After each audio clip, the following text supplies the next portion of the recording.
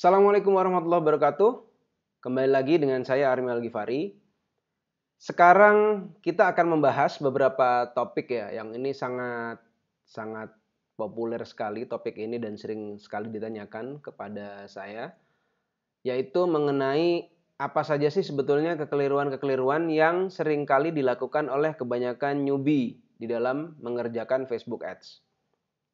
Dari pengalaman saya, berdasarkan pengalaman saya selama beriklan di Facebook Ads, dan dari feedback yang saya dapatkan juga dari beberapa teman-teman ketika kita mendiskusikan tentang Facebook Ads, ada kurang lebih sekitar 6 area nih yang akan saya bedah, 6 area yang kira-kira bisa kita improve sehingga iklan kita nanti menjadi lebih baik di dalam mengerjakan Facebook Ads.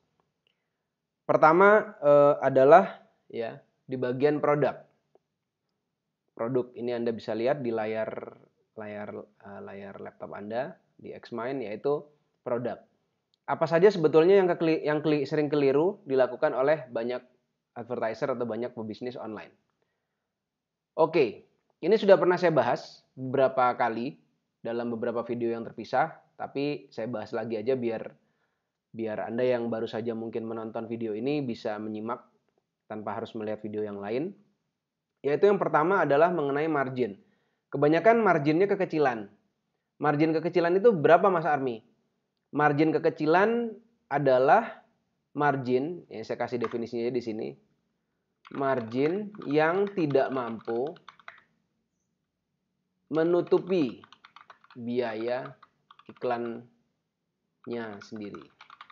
Nah, misal Anda beriklan marginnya 100.000, tapi biaya iklan Anda ternyata per satu transaksi itu adalah misalkan 150.000. Berarti margin Anda tidak bisa menutupi, itu saya sebutnya marginnya kekecilan. Mas, margin saya adalah 5.000. Tapi ternyata untuk menjadi satu transaksi Anda cukup membutuhkan Rp1.000 misal. Nah, itu nggak kekecilan, itu sudah cukup oke. Gimana cara mengatur marginnya ini? Nah, ini ada dalam topik tersendiri, tapi setidaknya patokan umumnya, saya ngomong patokan umum. Patokan umum biasanya adalah saya kurang lebih 3 sampai 5 kali dari modal. Ini patokan umum. Misalkan Anda modalnya, contoh modal misalnya modalnya 30.000, ini modal barang ya, HPP barang. Contoh HPP barang Anda, barang misalkan 20.000, Anda jual RP misalkan kalau kali 3 60.000, kali 5 ya 100.000 misalnya. Nah, misalkan begini, Mas tinggi sekali ya, 20.000 naiknya ke 100.000. Ini apa enggak zolim nih Mas? Banyak orang bicara seperti itu. Kalau barang Anda yang Anda jual ternyata tidak mampu di-up sampai 3 atau 5 kali, berarti ada something wrong dengan added value yang Anda berikan di dalam produk Anda. Sehingga Anda kebingungan nih. Kenapa? Karena kalau Anda lihat bisnis makanan contohnya, bisnis makanan itu mungkin 3 kali. Jadi HPP-nya mungkin itu 30%-an atau mungkin ya 25%-an. Anda anggaplah jual es teh. Es teh itu Anda jual 10.000 misalnya, itu modal bikin es tehnya berapa? Mungkin cuma 1.000. Nah, 1.000 kali 10 loh, itu 10 kali loh. Kemudian kalau Anda tahu bisnis-bisnis yang besar, bisnis obat, misalkan bisnis, Anda lihat di market bursa saham ya, Anda lihat di bursa saham, Anda lihat beberapa perusahaan, Anda ambil contoh aja berapa mereka punya net profit margin, misalkan mereka punya sekitar net profit marginnya 15%, anggaplah atau 10%, Anda lihat HPP-nya berapa, khususnya barang-barang yang retail. Itu HPP-nya akan sangat murah. Bisa mungkin kalau Anda ngitungnya sederhana kayak yang saya hitung tadi, HPP-nya langsung dikalikan dengan berapa harga jual langsungnya, itu bisa mungkin ya 3 sampai 5 kali, bahkan kalau obat itu bisa sampai 10 atau 20 kali mungkin, atau mungkin 30 kali dari harga aslinya. Kenapa? Karena bisnis itu isinya bukan hanya profit margin, tapi di sana ada operasionalnya harus Anda bayar, di sana ada keuntungan yang buat Anda juga, kemudian di sana harus ada, nanti kalau bisnis Anda makin besar, ada biaya-biaya resiko, ada biaya-biaya yang sifatnya misalkan harus didepresiasi atau diamortisasi, yang kira-kira seperti itu, yang itu tiba-tiba muncul semua biayanya yang mungkin nggak akan terasa kalau Anda bisnisnya masih kecil. Nah, itulah kenapa biasanya kelirunya di sana. Patokan saya umumnya kasarnya aja ya 3-5 kali dari harga modal. Kalau ini nggak bisa di-up berarti ada something wrong dengan edit value yang kita rancang. Mungkin kita perlu menarik diri dulu, memperbaiki sehingga ya bisalah harga modal mungkin kita tekan, harganya sama atau harga modal tetap tapi Anda bisa jual dengan lebih mahal. Mas, saya sudah mepet banget, Mas. Ingat semakin kecil ya. Ini saya ketik aja di sini. Semakin kecil jarak antara HPP dan harga jual Anda. Artinya produk yang Anda jual memiliki, tadi yang seperti saya bilang, memiliki edit value yang juga makin kecil. Nah, biasanya kalau edit value-nya makin kecil, biasanya produknya jatuhnya di dalam kategori produk komoditas. Jadi makin sedikit diferensiasi yang terjadi di produk tersebut. Nah, ini agak complicated nih pembahasannya. Tapi kalau Anda pengen, Mas, pokoknya saya mulai dulu gimana caranya yang pertama kalinya lah. Ya ini patokan saya 3-5 kali dari modal. Kalau terpaksa misalkan Anda nggak bisa 3-5 kali dari modal, Anda terpaksa jual barang-barang yang sifatnya adalah komoditas, berarti Anda harus main volume transaksi. Bisa disiasati dengan volume transaksi. Atau yang biasa dikenal dengan istilah average. Nah, ini saya kenalkan istilah baru. Average order value atau AOV. Anda bisa googling, ini saya kasih keywordnya. Apakah AOV? Average order value itu adalah berapa rata-rata transaksi berapa rata-rata rata-rata rupiah dalam satu kali transaksi di dalam penjualan Anda. Dalam satu invoice itu berapa average order value-nya? Misalkan Anda jual barang 200.000, tapi AOV Anda itu adalah 500.000. Jadi satu orang membelinya bisa 3 atau 4 barang sekaligus atau 5 barang sekaligus. Nah, itu bisa disiasati dengan AOV. Kenapa? Karena di sini saya sebutkan ya, karena AOV membantu menaikkan margin per transaction. Yang mana ini membantu membayar biaya iklan Anda. Nah, kira-kira gitu. Jadi misalkan Anda per transaksinya cuman, Mas, saya cuma harga barangnya 20.000 nih, Mas. Saya nge-up-nya 100.000 nggak mampu, Mas. Saya nge-up-nya cuma 60.000, berarti saya cuma ngambil margin 40.000 di sana. Sementara setelah saya hitung-hitung ternyata per satu purchase itu saya butuhnya 60.000. Gimana caranya? Ya Anda jual 2. Bisa nggak Anda jual 2? Atau Anda jual 3? Atau Anda bundling dengan sesuatu yang lain sehingga harganya naik, margin Anda di sana bertambah. Kira-kira begitu. Apakah ini saya terapkan? Apakah ini saya sekedar teori? Ini justru saya terapkan model yang seperti ini. Di market-market yang sulit. Di market-market yang sulit itu biasanya yang persaingannya sudah tajam, kemudian harga per transaksinya itu sudah mahal banget. Itu biasanya kita memainkan strategi-strategi yang seperti ini. Jadi patokan umum 3-5 kali dari modal, ya. Kalau ternyata masih nggak ngatasin, ya berarti Anda harus menaikkan volume transaksinya. Volume transaksi per volume penjualan.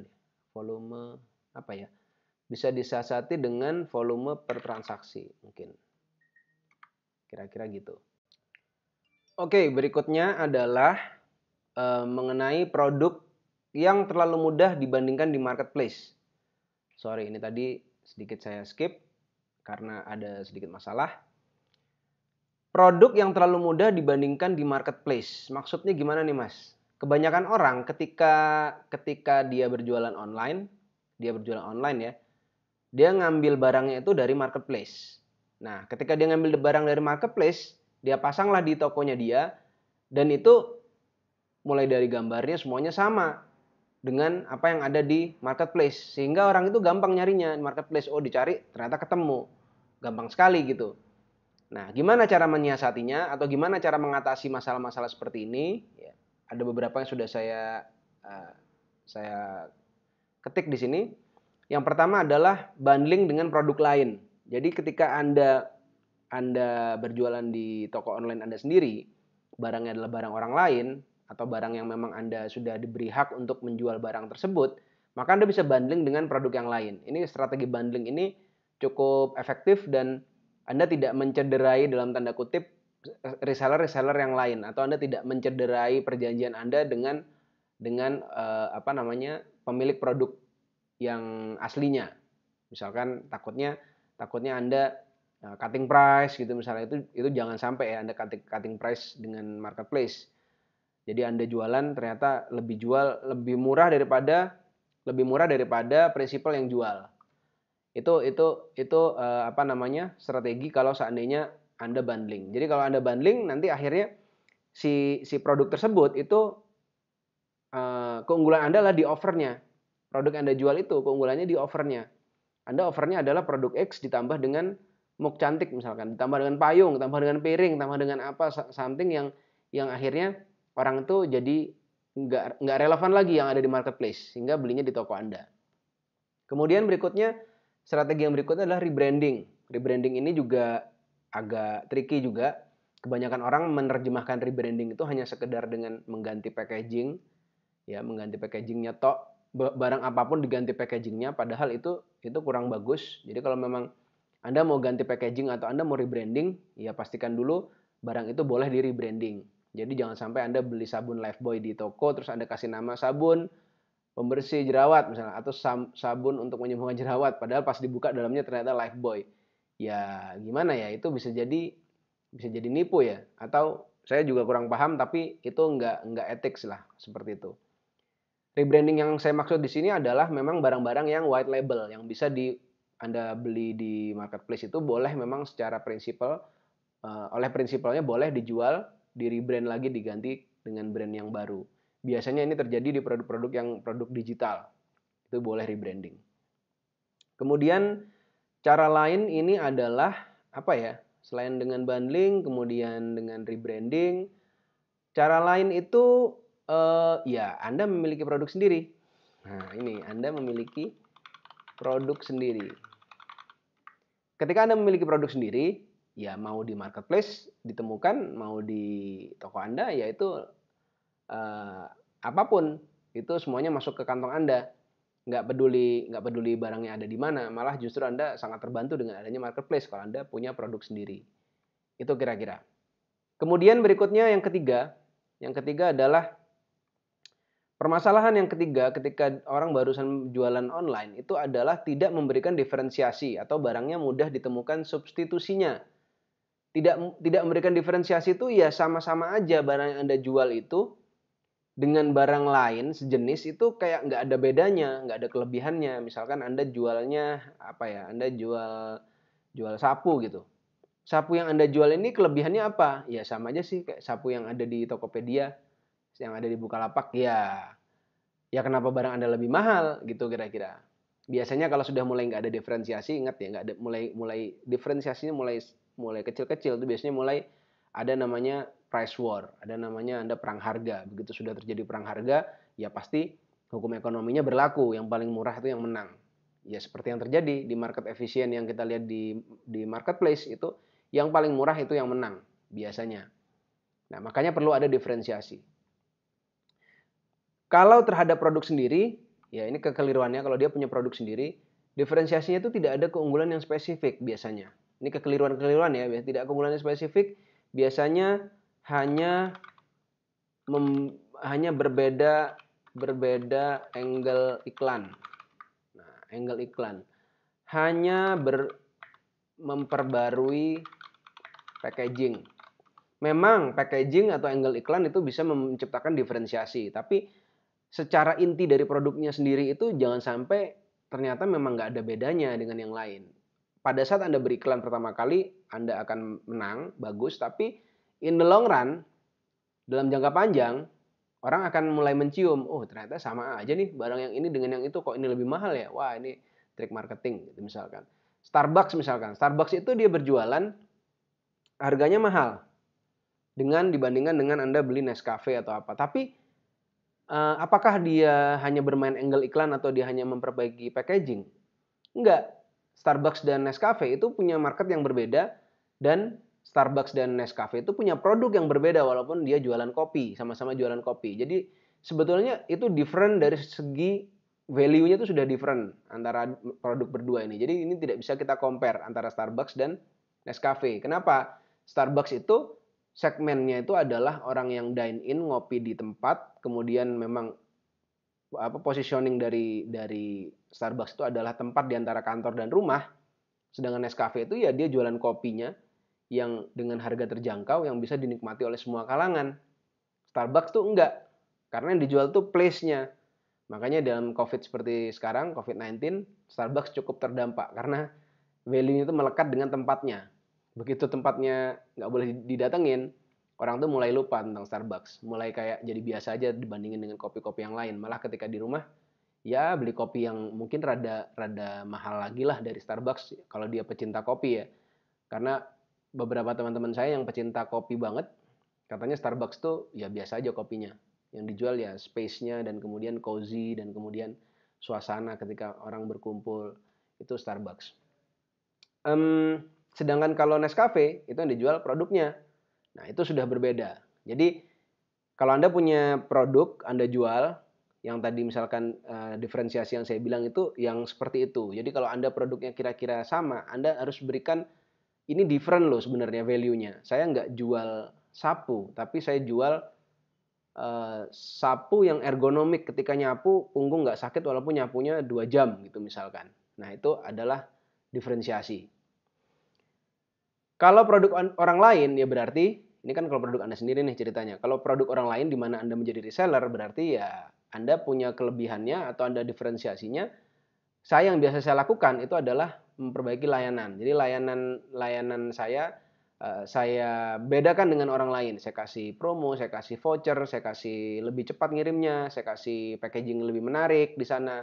Sehingga sama-sama nih Anda jualan laptop, sama-sama jualan MacBook, tapi beli di toko Anda itu layanannya luar biasa. Nah, itu bagian dari diferensiasi. Itu bagian dari keunggulan Anda sehingga ketika orang memilih Anda itu memilihnya tuh reasonnya clear. Saya pengen di toko X karena toko X ini gampang belinya. Saya mau di toko X karena terjamin keasliannya. Itu jd.id kalau Anda tahu. jd.id itu kan tagline-nya dia pasti original kalau nggak salah ya. Jadi yang saya ingat di kepala saya adalah kalau saya beli di jd.id saya aman dari produk-produk yang mengkhawatirkan originalitasnya. Produk-produk yang wah ini saya khawatir nih kamera mahal-mahal. Wah ini kalau misalkan saya belinya salah, nggak original bahaya.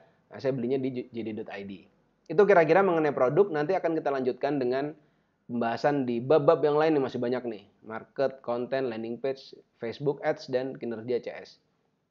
Itu aja. Terima kasih. Assalamualaikum warahmatullahi wabarakatuh. Oke, kembali lagi dengan saya Armi Al-Ghifari di video yang kedua. Yang kedua adalah topiknya ini mengenai market. Kalau yang tadi pertama Anda sudah mendapatkan informasi mengenai produk, ya produk-produk, dan kemudian sekarang yang kedua kita akan bahas mengenai market. Apa saja masalahnya yang ada di market? Biasanya yang paling umum masalahnya itu adalah market Anda terlalu sempit. Terlalu sempit itu definisinya gimana ya? Kalau di Facebook Ads itu Anda bisa tahu target Anda itu siapa. Misalkan orang Indonesia, perempuan, kemudian umurnya 25 sampai umur 45 tahun, lalu dia adalah seorang penggemar sepak bola misalkan, penggemar sepak bola, lalu dia menggemari sepak bola dan juga sebagai seorang guru dan juga dia menggemari misalkan motor. Nah, itu sudah sangat sempit. Terlalu sempit ini bisa saya sebut juga narrow ya, terlalu narrow. Terlalu sempit atau narrow. Ibarat kata Anda melakukan apa istilahnya? Ya, Anda melakukan narrow-nya itu terlalu deep. Terlalu banyak yang di narrow. Ini dan ini dan ini dan ini dan ini itu banyak, terlalu banyak. Nah, Masalah berikutnya adalah selain terlalu sempit, nah ini kebalikannya, terlalu luas. Terlalu luas gimana? Anda mencoba memasarkan kepada semua orang, yaitu orang Indonesia aja mas, karena produk saya dibeli oleh semua orang di Indonesia, baik laki-laki atau perempuan, karena saya jual sandal. Lah, kalau Anda jual sandal, saking generalnya sandal itu sampai semua orang bisa membeli, lalu diferensiasi dari produk Anda apa? Balik lagi nanti isunya kepada produk. Yang ideal gimana nih? Yang ideal antara terlalu sempit dan terlalu luas. Yang ideal ya tertarget. Istilahnya namanya cukup tertarget ya. Istilahnya mungkin bahasa ininya well targeted lah. Biasanya saya well targeted ini mungkin itu ya ternero ya. Jadi antara 1 bahkan kalau bisa disebut ya 1 sampai mungkin 10 juta mungkin. 10 juta audiens. Itu cukup untuk memulai lah gitu kira-kira. Dulu saya beranggapan 1 sampai 3 juta, tapi karena mungkin pengguna Facebook itu makin lama makin sedikit dan pengguna Instagram juga ya gitu-itu aja kayaknya, atau kayaknya nambah ya. Saya juga nggak begitu mengamati lagi. Tapi saya merasa kalau 3 juta itu jadi kayak sudah kurang dari mulai 2 juta, 1 juta itu udah kayak narrow banget gitu, terlalu kecil. Kerasanya tuh mahal. Nah, yang paling terasa itu nanti pada saat Anda beriklan, CPM-nya biasanya terlalu mahal. Kalau mahal banget kalau dia terlalu sempit. Ini experience. Jadi pengalaman yang ini susah saya sampaikan juga karena setiap produk itu punya sense-nya sendiri-sendiri. Tapi sense paling umumnya adalah ya jangan sampai terlalu narrow, jangan terlalu sempit ataupun terlalu luas. Terlalu luas itu Anda cuma masukin Indonesia gitu misalnya. Itu mengenai mengenai market. Lalu berikutnya yang paling keliru juga ya, yang cukup sering keliru adalah itu kita ini kalau main toko online, kalau fokus kepada market yang ada di Indonesia itu seringkali menganggap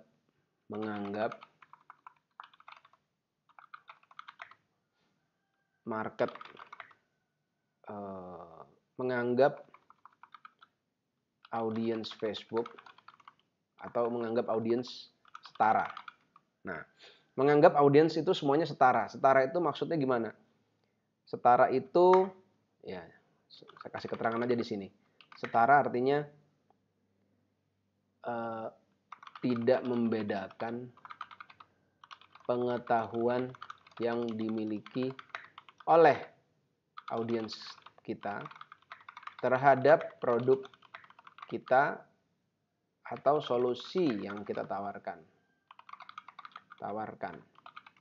Nah, menganggap audiens itu setara. Pokoknya ketika saya beriklan, audiens itu mau yang dia cold, mau dia yang warm, mau dia yang hot, itu semuanya kita anggap sama semua. Padahal itu berbeda. Dampaknya apa ketika menganggap audiens setara? Dampaknya adalah seringkali iklannya itu menganggap satu iklan itu sudah cukup. Gitu nanti sudah cukup untuk semua orang. Padahal kita perlu bikin nih yang namanya sifatnya edukasi. Kita perlu bikin yang sifatnya langsung direct selling terhadap produknya. Kita perlu angle-nya dibikin berbagai macam. Nanti akan kita bahas di bagian konten dan landing page ya. Tapi ini berhubungan dengan market. Jadi mindset yang sering kelirunya adalah menganggap audiens itu setara. Ini nggak boleh keliru. Jadi tips-tips marketing luar negeri yang selalu bilang bagilah audiens Anda menjadi cold, kemudian warm, kemudian hot. Ada lagi yang audiens itu ada journey-nya, ada funnel-nya dan lain sebagainya. Itu intinya pada dasarnya adalah audiens itu posisinya nggak setara. Gitu. Jadi beda-beda. Konten yang sama tidak bisa Anda sampaikan kepada audiens yang berbeda. Audiens yang berbeda itu sebaiknya tidak mengkonsumsi konten yang sama, gitu kira-kira. Oke, berikutnya yaitu mengenai konten. Ini saling terhubung, market dan konten itu saling terhubung. Tentang konten adalah yang paling sering keliru orang tadi. 1, tidak berinvestasi terhadap konten sehingga mereka ngambil di Google aja. Ini yang paling sering keliru, ngambil di Google, ngambil di marketplace ya, Google, marketplace, foto dari supplier misalkan. Nah, Bahkan parahnya lagi mungkin kalau dropshipnya dari Cina ya dari AliExpress ya dan sebagainya. Kayak saya dulu melakukan hal ini juga. Oleh sebab itu saya tahu kalau ngambil dari Google Marketplace, foto dari supplier, AliExpress tuh pasti iklannya nggak begitu bagus lah. Karena ya nggak Anda kerjain sendiri gambarnya. Secara teknis, ini saya jelaskan secara pendekatan teknikalnya. FB itu bisa menyimpan foto kita, foto iklan kita. Lalu Facebook akan membandingkan foto iklan kita itu dengan database-nya dia. Jika ternyata gambar tersebut sudah sangat saturated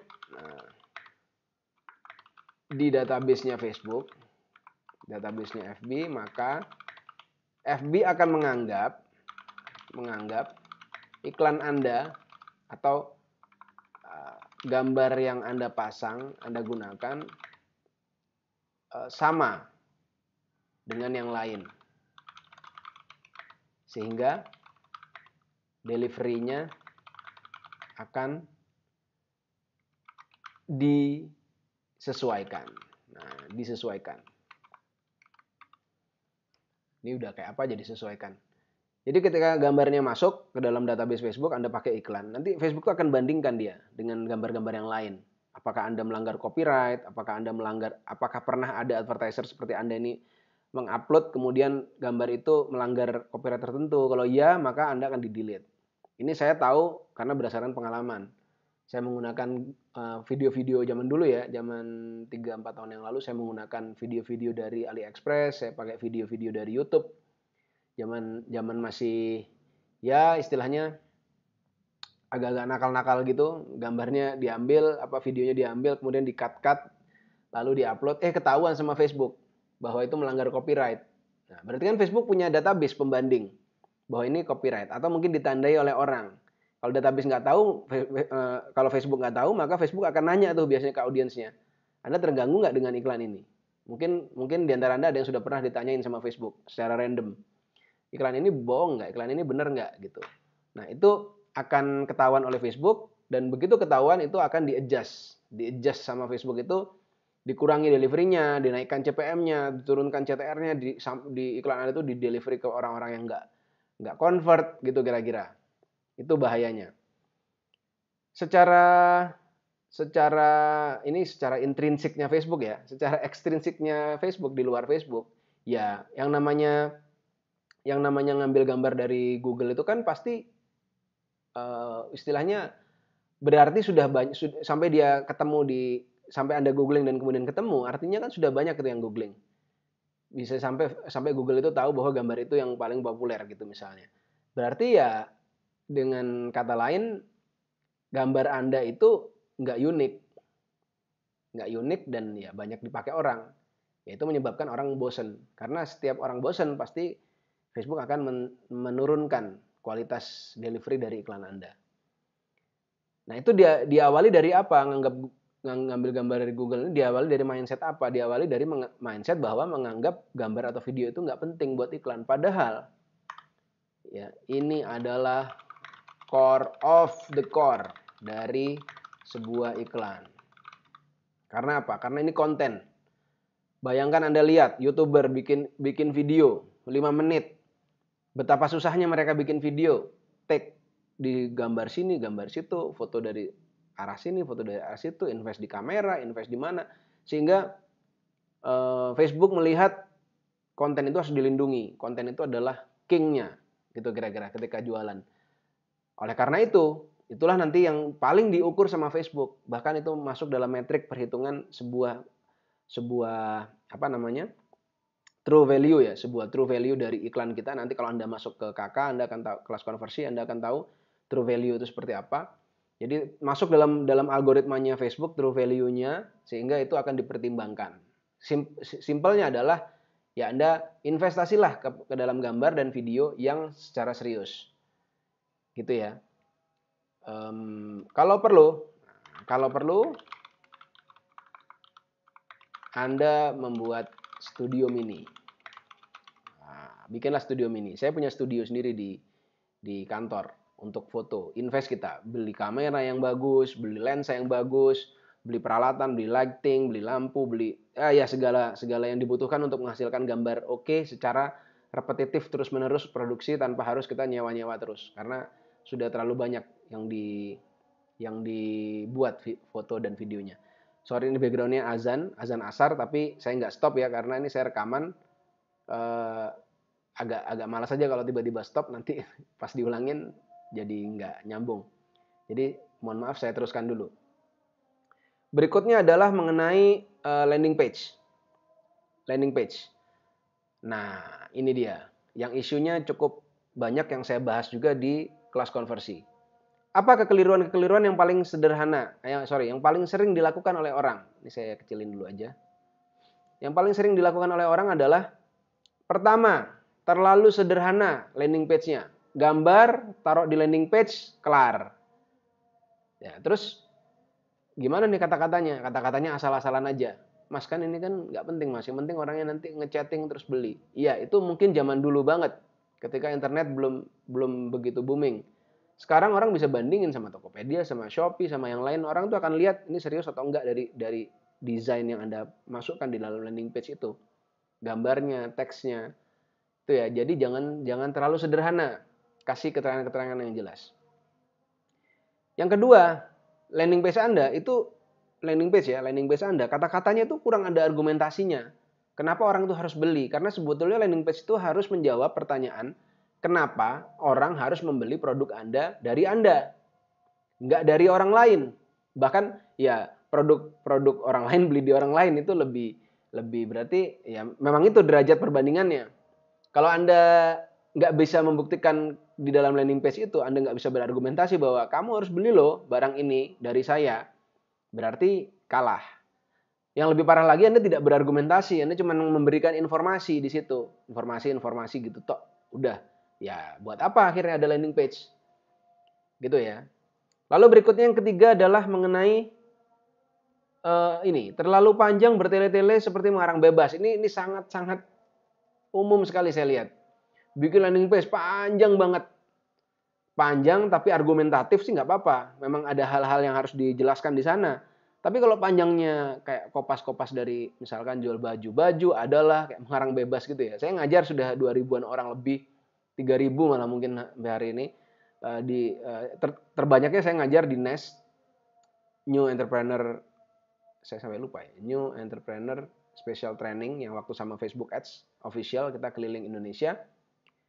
Itu paling sering saya temui ketika disuruh bikin landing page adalah ngarang landing page itu ngarang kata-katanya, ngambil dari Wikipedia, dari mana, itu buat apa? Itu jangan dilakukan. Yang paling penting adalah argumentasinya di dalam landing page itu. Berikutnya tidak memiliki killer offer. Killer offer itu kan sebetulnya jawaban dari landing page itu. Jadi Anda menawarkan sebuah barang dan kemudian kenapa orang harus beli barang tersebut. Lalu yang ketiga, nih belilah dari saya. Kenapa? Karena saya punya bla bla bla bla, dan kalau Anda beli sekarang ini yang akan saya berikan kepada Anda. Kira-kira itu offernya. Kayak di pasar lah, kayak Anda datang ke Glodok atau kemana. Mas, ini mas, beli aja sama saya. Kenapa? Ini saya kasih diskon loh, 25%.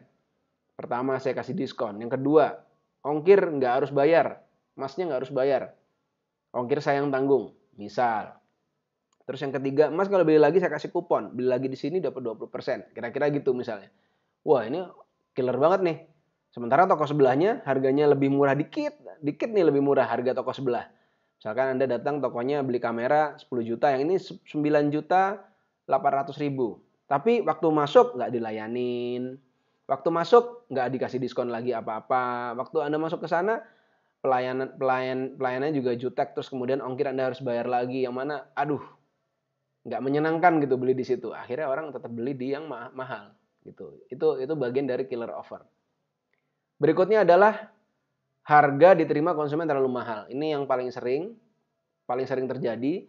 Harga dealnya itu terlalu mahal, bahkan ketika dibandingkan dengan value yang dia dapatkan itu nggak sama. Nah itu ya biasanya yang model-model seperti ini pasti nggak akan convert landing page-nya. Mahal itu pasti punya komparasi. Munculnya mahal itu karena dia sudah melihat yang murah. Atau dia merasa kayaknya ini tidak sesuai dengan budget dia. itu mahal jadinya. Beli minuman teh kotak misalkan, teh kotak harganya 3.500 misalnya. Yang jual 4.000 walaupun sisanya 500 rupiah atau 300 rupiah, yang jual 4.000 pas Anda lihat itu bisa jadi Anda merasa, wah ini mahal ya, kok ini lebih mahal nih, mereknya lain, bukan teh kotak misalnya. Tapi bisa jadi ketika itu teh kotak lalu di dalamnya dikasih misalkan mutiara gitu, apa kayak apa, bukan mutiara, apa sih namanya yang kayak fiber gitu, mengandung fiber gitu misalnya. Terus jadinya 4.000. Nah, bisa jadi itu murah karena perceived value. Nah, ini dia, perceived value. Ada perceived value yang muncul. Kalau Anda berhasil membuktikan di dalam landing page Anda bahwa perceived value-nya yang dirasakan oleh si audiens Anda itu adalah barang Anda itu murah dibandingkan dengan apa, dengan sesuatu, maka itu akan menjadi sebuah killer offer yang keren, yang killer banget gitu, yang bikin orang convert di toko Anda. Nah, itu kira-kira tentang landing page. Ini lebih jauh akan saya bahas juga di dalam kelas konversi juga mengenai landing page. Ya, mudah-mudahan Anda masuk. Tapi kalau Anda nggak berminat juga, misalkan saya belum ada budget atau saya pengen belajar sendiri dulu. Nah, Anda belajar landing page, ya ini kira-kira kisi-kisinya. Anda bisa cari di Google, Anda bisa cari dimanapun lah. Banyak buku-buku luar negeri, dalam negeri yang membahas ini semua. Itu aja, nanti saya akan lanjutkan di video yang ketiga. Terima kasih. Assalamualaikum warahmatullahi wabarakatuh. Oke, ini adalah video yang terakhir tentang kekeliruan kebanyakan pemain atau pebisnis toko online pemula dalam menjalankan iklannya. Tadi dalam video 1 dan 2 kita sudah berbicara mengenai produk, kita sudah berbicara mengenai market, kemudian konten, landing page, ya. Sekarang kita akan berbicara mengenai Facebook Ads dan kinerja CS. Ya, tentang Facebook Ads. Di sini yang saya maksud Facebook Ads ini adalah menyeting Facebook Ads ya. Facebook Ads setting mungkin ya, lebih tepatnya. Gini kira-kira. Apa nih yang biasanya sering keliru? Nah, ini dari hasil saya ngajar beberapa ribu orang tadi yang saya bilang, saya keliling Indonesia bersama Facebook Official, waktu itu acara NES. Yang paling sering dilakukan oleh kebanyakan pemula toko online itu adalah mereka salah pilih objektif. Ini paling sering nih kejadian. Kenapa? Karena mereka belajarnya mungkin Facebook Ads yang sudah 4 atau 5 tahun yang lalu. Nah, objektif apa nih Mas yang bisa kita gunakan untuk memulai toko online? Kalau saya sederhana aja. Untuk memulai pertama kali ya objektif Anda conversion. Atau ada yang bilang website conversion. Lalu optimisasinya nanti Anda akan tahu. Kalau belum pernah Facebook Ads sama sekali ya Anda telan aja dulu ini materinya. Tapi buat Anda yang sudah pernah, optimisasinya apa nih Mas? Yang biasanya dilakukan oleh Mas Army. Optimisasinya adalah funnel yang terakhir. Kalau Anda memasang, ini bukan funnel nih, apa ya? Event ya. Event yang melekat pada funnel. Waduh, panjang banget. Event yang melekat pada funnel terakhir. Misalnya nih Anda pakai 3 halaman. 3 halaman ya, contoh nih ya. 3 halaman, misal. 3 halaman itu landing page ya, kemudian button ya, klik button. Kalau dia berminat add to cart gitu. Saya sebut ATC aja ya, ATC button. Nanti setelah dia ATC button dia form page ya. Terus kalau dia berminat ya, dia akan klik form button. Kemudian terakhir thank you page. Nah, kalau begini biasanya yang dilakukan kan adalah biasanya halaman landing page itu LP views atau ya ini biasa nih LP views. Anda bisa pasang event apapun. Lalu halaman berikutnya adalah add to cart, ya, eventnya. Lalu yang terakhir itu adalah biasanya initiate checkout. Checkout. Nah, kalau Anda begini, maka objektif yang Anda lakukan atau objektif yang Anda gunakan itu adalah initiate checkout. Kalau Anda menggunakan formula yang seperti ini. Event yang melekat pada funnel yang terakhir ya, contoh nih 3 halaman landing page ya, halaman landing page, kemudian yang kedua halaman form, yang ketiga halaman thank you, maka yang Anda gunakan adalah Anda optimisasi adalah halaman initiate checkout. Misalkan sistem Anda adalah sistem berhalaman-halaman, 4 halaman ya, 4 halaman misalnya, yaitu LP, ini saya langsung ini aja ya, ATC button. Kemudian ada itu card kan, checkout page, ya. Kemudian checkout button, kemudian itu card ya, checkout. Setelah dia checkout, payment page ya, payment, ongkir, kemudian dan lain-lain segala macam. Terakhir ini add payment info atau submit button, baru kemudian yang terakhir biasanya thank you page atau invoice, page. Misalkan Anda pakai sistem 4 halaman, berarti biasanya gini ya, LP views, kemudian ATC, kemudian IC, ini event Facebooknya ya. Lalu di sini API, add payment info. Nah, kalau Anda sistemnya strukturnya model begini, berarti iklan Anda itu optimisasinya ke API. Nah, kalau model begini, optimisasinya ke IC. Nah, silakan Anda pilih. Model yang mau 3 halaman, mau yang 4 halaman, bahkan Mas saya pengennya 2 halaman Mas, diklik, kemudian dari klik itu halaman landing page itu langsung ke WA.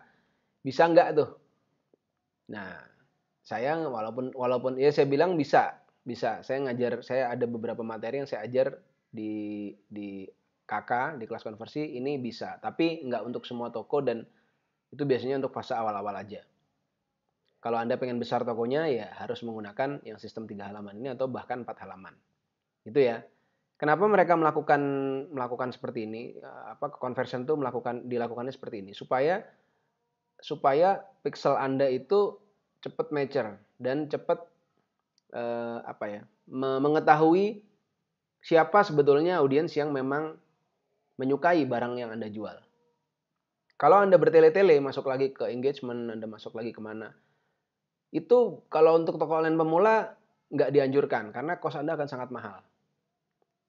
Lalu kapan engagement dan lain-lain itu digunakan, traffic, brand awareness dan lain-lain, ketika toko Anda sudah mulai menengah dan agak besar, baru mulai buang-buang uang dalam tanda kutip ya, buang-buang uang ke sana. Saya menggunakan engagement, kemudian traffic, semua itu objektif tuh hampir semua itu saya pakai. Gunanya ya pokoknya kalau sudah gede itu harus spend dan tujuannya macam-macam. Nanti itu akan terbahas di kelas konversi sih. Berikutnya, mulai dengan budget yang terlalu besar atau terlalu sedikit. Nah, terlalu sedikit, misalkan, terlalu sedikit itu berapa misalnya? 10.000. Ini terlalu sedikit nih. 10.000. Contoh aja nih saya kasih, terlalu besar, misalnya 500.000 per campaign ya ini per campaign, per campaign. Terlalu besar atau terlalu sedikit? Lalu berapa yang pas ya? Saya sih biasanya di 100.000 atau mungkin malah di 50.000. Kecil aja. Kenapa? Kalau budgetnya kecil dan iklan Anda works, maka dia insya Allah dia akan bisa keep up dengan budget yang mulai agak naik nanti. Tapi kalau budgetnya kecil dan kemudian itu nggak works, mulai aba-aba, mulai tanda-tanda, ini jangan-jangan memang cost akuisisinya besar. Contoh, saya main kosmetik. Saya pikir kosmetik itu 5.000 atau 10.000 per leads. Contoh ini aja ya. Saya pikir nih 5.000 atau 10.000. Kalau Anda hitung-hitungannya belum tahu, ada materi saya juga yang namanya killer pricing. Anda bisa cari. 5.000 atau 10.000 per leads. Ternyata at the end, setelah saya riset iklan, ketahuanlah bahwa cost akuisisi untuk satu leads-nya itu ternyata dengan budget 50.000 itu kurang. Budget saya harus 100.000 atau 150.000 karena per leads-nya itu kurang lebih sekitar bisa di 50.000 atau 60.000 atau 70.000 per satu leads masuk. Berapa nih untuk konversinya? Nah, ini mulai ada gap yang saya nggak mau nih memainkan. Kenapa? Karena cost per akuisisinya besar sekali, cost per lead-nya. Ini strategi ini detail sekali saya jelaskan ya di materi tadi saya sebut killer pricing. Anda cari aja killer pricing untuk hitung-hitungan atau Anda bisa lihat di Focus on Ads atau di mana ya. Kalau di KK sih pasti ada materi yang ini. Jadi 10.000 atau di 500.000 mulainya itu ketika Anda mulai start budget pertama kali, ketika di 50.000 nggak dapat leads, misalkan Anda naik ke 75.000 masih nggak dapat leads, 100.000 masih nggak dapat leads, berarti ini cost akuisisinya besar. Kalau Anda sudah mahir ngelihat iklannya, Anda bisa mulai mengabaikan nih. Bukan mengabaikan ya, Anda menganggap oh ini metrik-metriknya udah memenuhi semua, kok masih nggak dapat, berarti ini orang nggak nge-grab nih message yang kita sampaikan dan mungkin produknya kurang menarik. Atau memang mungkin cost-nya mahal di sana. Tapi kalau mulai dapat harganya di 50.000, bisa mulai diturunkan di 40.000, tapi udah kayak CPM-nya udah mahal, kemudian faktor yang lain juga sudah mahal, misalkan CTR-nya juga rendah, itu pasti akan ada something wrong tuh di situ. Lebih baik saya nggak memainkan narasi yang seperti itu, memainkan campaign yang begitu. Saya cari campaign lain atau saya cari produk lain, gitu. Tapi kalau Anda sanggup dengan satu produk, memang itu produk yang harus Anda jual, berarti mau nggak mau Anda harus invest, berpikir ulang tentang bisnis Anda, supaya fit dengan digital marketing, supaya fit dengan bisnis online. Gitu ya. Agak kemana-mana nih ngomongnya jadi, bukan cuma budget. Intinya biasanya mulainya 10.000, 500.000 itu sudah terlalu besar sih. Idenya kalau mulai budgetnya makin gede dan kemudian itu belum dapat leads, biasanya kalau budgetnya besar dan kemudian belum juga dapat leads, maka bisa jadi ada dua nih, campaignnya busuk atau memang naturalnya cost acquisition cost dari market tersebut mahal. Biasanya yang cewek-cewek nih, market cewek, kosmetik nih mahal nih, seputar perawatan, dekorasi itu mahal. Ya, biasanya. Tapi kalau Anda dapat cost yang murah ya bersyukurlah. Oke. Setelah budget, kemudian berikutnya ini yang paling sering keliru newbie juga ya. Tidak menggunakan multiple ad set dan ad set. Jadi kebanyakan menggunakan strateginya 1:1:1. Ini sangat banyak yang seperti ini. Jadi satu campaign, satu ad set, satu ads. Kalau Anda sudah sangat sering main di market tersebut dan kemudian Anda sudah paham betul-betul market itu dan campaign lain ada yang sudah jalan dan Anda sudah taking profit dari situ sudah lama, sudah banyak Anda dapat duit dari sana dan Anda starting mulai di satu-satu itu nggak apa-apa. Karena mungkin account Anda juga sudah tahu siapa yang harus ditargetkan. Tapi kalau baru Anda nggak pernah sama sekali nyoba jualan online sama sekali atau malah mungkin jualan online Anda ya belum pernah untung sama sekali, ini jangan dilakukan. Nah, betternya gimana Mas? Ya, ini sudah mulai saya kasih materi-materi premium nih ya.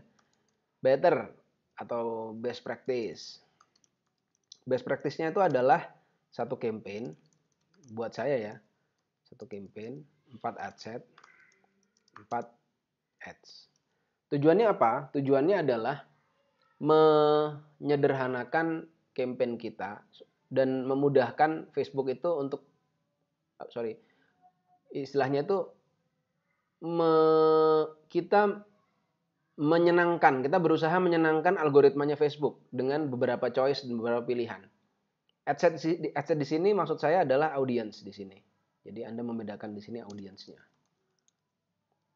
Audiences ya berarti ya, audience. Duh. Ini ya. ada 4 audiens yang berbeda, dan kemudian setiap ad set ada 4 ads yang berbeda juga, berbeda-beda. Ad set 1 dan ad set 2 mau setnya itu sama ads-nya nggak apa-apa. Tapi yang jelas 4 ads itu harus berbeda. Jadi Anda bikin 4 ad kreatif yang berbeda semua, lalu Anda punya 4 audiens yang berbeda. Nah, ini jadi 4 ads ini dipasangkan ke audiens 1, 4 ads dipasangkan audiens 2, 4 ads dipasangkan ke audiens 3, 4 dan seterusnya. Campaign-nya 1. Lalu menggunakan CBO atau campaign budget optimization. Optimization ya. Nah, gini. Kenapa kok begini? Supaya budget Anda sederhana. Tadi yang saya bilang, kalau Anda budget 10.000 itu kekecilan. Biasanya di sini berapa? Ini turn out to be, misalnya Anda pakai 4 adset ya. Saya biasanya mungkin starting di 125.000 lah mungkin. Atau 100. Atau Anda ada yang triknya pakai misalkan nanti Facebook akan ngasih tahu kalau kekecilan. Tapi biasanya kalau Anda mau targetkan 30.000 per adset berarti 120.000. Kalau Anda mau mainkan 50.000 per adset berarti 250.000. Ini per adset. Per campaign. Nah, itu kira-kira ya. Jadi 4 adset ini nanti kira-kira karena nanti akan disebar sama Facebook sendiri 50.000, 50.000, 50.000, 50.000. Kalau mau main budget 50 ribuan, tapi kalau mau 30 ribuan ya 30 kali 4 120 ribu. Gitu. Nanti ini akan membantu kita untuk mendapatkan berapa sih CPL yang sebenarnya. Kalau Anda menggunakan per adset budgetnya, atau Anda menggunakan misalkan ya tadi 111, Facebook selain budgetnya itu terlalu kecil, dan siapa tahu juga CPL Anda mahal, Facebook nggak punya pilihan.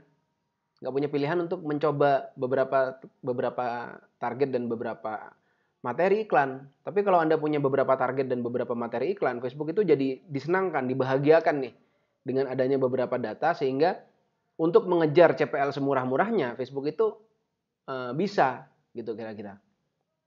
Dan Anda nggak perlu sampai ke detail-detail teknisnya, intinya ditelan aja. Ini yang best practice yang sudah saya lakukan. Jadi kalau Anda mau mencoba dengan cara yang saya lakukan, ini adalah cara yang memang saya lakukan. Kalau Anda pengen pakai cara sendiri ya terserah. Mungkin Anda selama ini boncos ya, mungkin pakai cara sendiri. Gitu ya. Itu mengenai FB ad setting. Nggak banyak-banyak yang salah. Salahnya cuma di sini-sini aja. Mas, saya ada punya kesalahan salah target, Mas. Kayaknya enggak kalau salah target. Karena itu sangat ini ya, sangat apa istilahnya? Sangat make sense banget Anda bikin target itu. Misalkan Anda jual hijab ya, Anda tulis aja hijab. Anda pengen jualan herbal ya, Anda tulis aja herbal, atau Anda tulis kesehatan, Anda tulis wellness, Anda tulis ya, sesuatu yang berhubungan dengan fashion. Misalkan Anda jual topi, Anda tulis aja topi, hat gitu misalkan. Anda jual kosmetik, tulis aja kosmetik gitu. Itu sangat make sense kalau di Facebook sekarang. Itu sudah nggak rumit, nggak seperti dulu. Kalau dulu memang Anda harus narrow karena bedanya dramatically gitu. Sekarang nggak banget. Sekarang itu Facebook udah smarter lah gitu ya. Terakhir adalah mengenai kinerja CS. Ini yang paling sering juga. Iklannya udah bagus, CPL-nya udah murah. Oh iya, CPL murah nggak artinya murah kemurahan ya. Tadi di beberapa materi di atas sudah saya sebutin tentang konten. Udah belum ya? Oh belum ya. Ya udah, nanti saya masukkan di sini aja deh. Sorry, tentang FB ad setting. Jadi seringnya adalah terlalu mengejar CTR atau click through rate.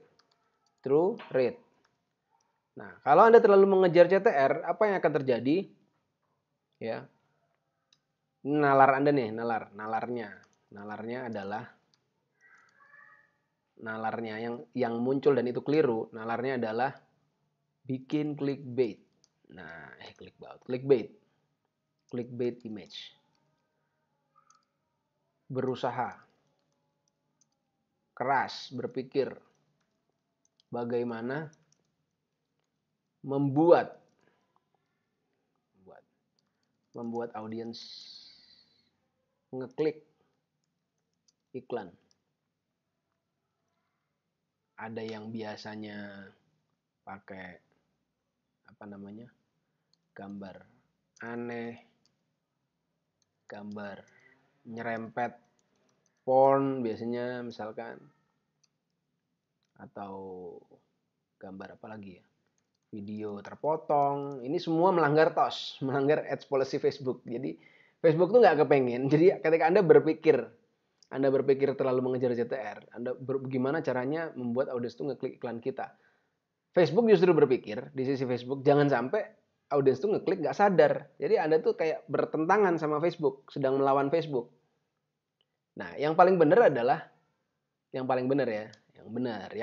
Sekarang saya tulis yang benar. Yang benar, yang Anda lakukan itu adalah berusaha keras bagaimana audiens menangkap ide tentang produk kita secara cepat dan akurat. Jadi Anda misalkan jual herbal, herbalnya apa nih? Turun 7 ketika diminum, 7 menit setelah diminum gula darah turun. Nah, gimana nih menyampaikan pesan 7 menit turun ini? Mungkin Anda bisa sampaikan dengan Anda tulis 7 menit. Misalkan Anda bisa bikin kata-kata berupa testimonial yang mengatakan bahwa itu 7 menit turun. Jadi Anda berpikir bagaimana membuat audiens itu secepat kilat dan seakurat mungkin menangkap ide besar dari produk kita. Jadi yang dibicarakan adalah ini, produk. Kalau Anda berbicara tentang image-nya, gimana orang biar masuk, biar ngeklik dan lain-lain, itu akan membuat iklan Anda suffer dan konversi terjadi di dalam CS itu juga akan berat. Nanti kita bicara CS. Ini ya. Ini jangan sampai miss di sini. Jadi terlalu boring juga jangan. Terlalu boring, gambar Anda boring, ya berarti oke, dia akurat memang menyampaikan pesannya tepat, tapi nggak cepat. Kalau boring kan berarti ya so-so lah. Malah mungkin bisa jadi misleading. Oh, ini sekedar herbal. Oh, ini sekedar gitu-gitu aja. Oleh karena itu Anda perlu memiliki ide, ini lagi di materi kakak juga sudah ada, tapi nggak apa-apa saya sampaikan di sini. Anda mengetahui dengan benar atribut atau fitur utama dari produk Anda sepaham mungkin, semendalam mungkin, sampai ke akar-akarnya. Udah detail banget nih saya ngomongnya. Sampai seakar-akarnya, beneran ngerti semuanya bahannya apa. Sehingga Anda nanti bisa ngomong, ini loh kelebihannya. Nanti itu bisa jadi ad copy, itu bisa jadi ad image, itu nanti bisa menjadi description, bisa menjadi video. Karena Anda beneran tahu. Itu ya. Terakhir, kita bicara tentang kinerja CS. Oke. Setelah iklan Anda iklan Anda bagus, ya, iklan Anda jalan, yang paling keliru adalah ini, biasanya ini, terlalu mengandalkan CS. Buru-buru mengangkat CS. Buru-buru. Belum paham nih Anda produknya, lead sudah masuk, Anda angkat CS. Apa yang terjadi? CS Anda itu nggak punya kepentingan terhadap bisnis Anda. Yang dia punya kepentingan adalah gajinya dia, komisinya dia, itu yang penting buat dia. Produk Anda itu nggak penting dalam tanda kutip buat dia. Akibatnya apa? Akibatnya semakin Anda juga nggak terikat dengan CS Anda. Misalkan CS sifatnya bentuknya hanya komisian murni, nggak ada gaji sama sekali, nggak ada kontraknya, nggak ada akad-akad di dalamnya. Semakin dia nggak punya kepentingan untuk menjaga CR atau conversion rate atau closing rate dari leads yang masuk. Itu ya. Jadi jangan buru-buru ngangkat CS. Santai aja dulu, Anda pegang aja dulu HP-nya sampai Anda ngerasa bahwa kayaknya berat banget nih, saya udah 70. Saya pun mengerjakan itu sendiri dulu. Zaman saya masih jualan aneh-aneh ya, saya dulu jualan banyak MLM, terus saya onlinein, terus kemudian saya jualan spray, saya jualan bed cover, macam-macam saya jualan. Itu HP kadang-kadang masih saya sendiri yang megang. Saya berdua sama istri saya. Jadi kita tahu problemnya. Efeknya apa? Efeknya pegang HP sendiri ya. Pegang HP sendiri agar tahu apa yang ditanyakan oleh audiens. Pegang HP sendiri. Nanti kalau sudah mulai ngerti, baru kasihkan ke orang, baru kasihkan mulai bertumbuh tim Anda. Karena sebenarnya itu kan perpanjangan tangan dari Anda juga. Itu. Kemudian kesalahan berikutnya yang paling sering dilakukan adalah membuat keputusan ketika leads masih sedikit. Jadi baru 1 atau 2 Anda sudah bikin keputusan produk ini nggak works, produk ini nggak jalan. Saya banyak sekali ngerjain produk yang dikerjain orang boncos. Nah, kita telateni pelan-pelan, memang nggak jadi sebulan 2 bulan, nggak sehari 2 hari convert. Pasti ada boncos-boncosnya. Tapi ketelatenan membaca marketnya, mengatur iklannya, melihat ini part ini yang keliru, dibenerin, part itu yang keliru, mulai diimprove. Akhirnya positif. Akhirnya iklannya convert. Itu berkali-kali saya melakukan itu. Jadi saya selalu suka kalau ada orang misalkan, wah dia nggak mampu nih ngerjain ini. Ya, biasanya itu dulu saya suka kalau waktu masih banyak megang bantuin orang klien ya, bantuin klien tuh saya suka. Tapi makin lama ya udahlah saya ngerjain produk saya sendiri aja, udah kecapean, udah hampir 2 tahunan ini fokus ke membangun brand dan produk sendiri. Itu kira-kira. Membuat keputusan ketika leads masih sedikit itu jangan sampai. Anda yang penting ketelatenan di sini. Lalu berikutnya yang ketiga adalah, nah ini dia nih. CS Anda itu ngebalesnya jangan kelamaan. Standar saya. Awalnya saya punya standar itu 15 menit awalnya. Sekarang standar saya sudah jadi 5 menit. Maksimal. Nah, ini saya breakdown ke semua CS. Jadi kadang-kadang random. Beberapa CS sudah saya pecat karena ketahuan bukan cuma nunda lebih dari 5 menit, ada yang sejam, 2 jam. Bayangkan tuh. Bayangkan traffic Anda harganya misalkan per leads-nya bisa misalkan 50.000. Dalam 1 jam masuk ke orang yang sama itu misalkan dalam 1 jam nih. Dia nggak respon nih. 1 jam misalkan ada anggaplah 20 leads. Berarti 50 kali 20. 50.000 kali 20 itu berapa? 1 juta. Anda bisa kehilangan 1 juta dalam 1 jam. Kalau CS Anda itu nggak responsif. Ini akad ini di awal bahwa bisnis jam sekian sampai jam sekian saya minta 5 menit setiap ada list masuk. 5 menit lah responnya. Meleset-meleset sedikit jadi 7 menit, 10 menit oke lah. Mungkin Anda ke toilet atau ngapain gitu. Tapi kalau udah sejam atau 2 jam nggak dibalas itu kan berarti something wrong. Itu ya kira-kira ya. Standar saya 5 menit. Semakin Anda naikin ini 1 menit misalkan jadi 1 menit, semakin tinggi konversinya. Saya udah membuktikan, saya udah hitung dengan puluhan ribu data. Dengan puluhan ribu data.